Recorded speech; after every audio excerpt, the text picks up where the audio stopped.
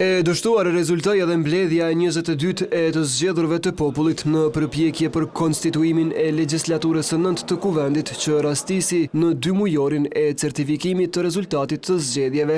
Sërish në votim nuk morën pjesë mjaftueshëm deputet, ndërsa 54 ngritën dorën për krijimin e komisionit për votim të fshehtë. E vetmja risi ishte diskutimi i hapur, por pa emra, për 2 deputet të Lidhjes Demokratike, të cilët u tha se lëvizja vetvendosje po bën përpjekje të josh përmes ofertave biznesore, por edhe shantazhit. Format e presionit janë të ndryshme, një ndër to është edhe kjo formë të cilën ju e potencuat, do thotë duke ofruar benefitet të ndryshme për bizneset e tyre familjare. Nuk e di përbes për çka po flet, nëse u shantazhu dikush janë organet e drejtësisë që mirën me ta. Nëse s'jam rrjedha për çka po flesi. Cilët kanë deputet që i kemi kontaktu. Na kemi quë edhe letër, ofertë LDK-s komplet partisë për me bo një koalicion.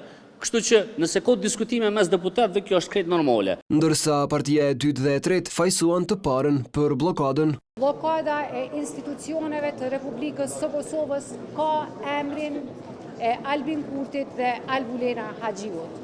Edhe njëherë bëjmë ftesë për reflektim, qytetarët na kanë votuar për t'i adresuar problemet dhe sfidat e tyre, e jo për të përmbushur egot dhe kryenësitë. Kosova është më e madhe se secili prej nesh. Kemi dhënë një propozim që të bëhemi bashkë dalim për këtë krize, se turp është marrë që ka ndodhur. Më shumë se kaq edhe kas mund të bëj. Nuk ka çantë magjike edhe kaq që të zgjidhë gjitha problemet.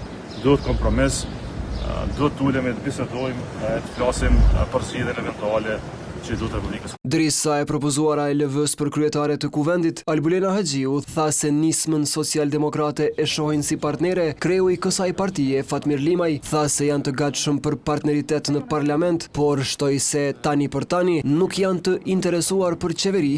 Vazhdimi i radhës i seancës që nisi më 15 prill u caktua për të enjtën e 29 majit në orën 11.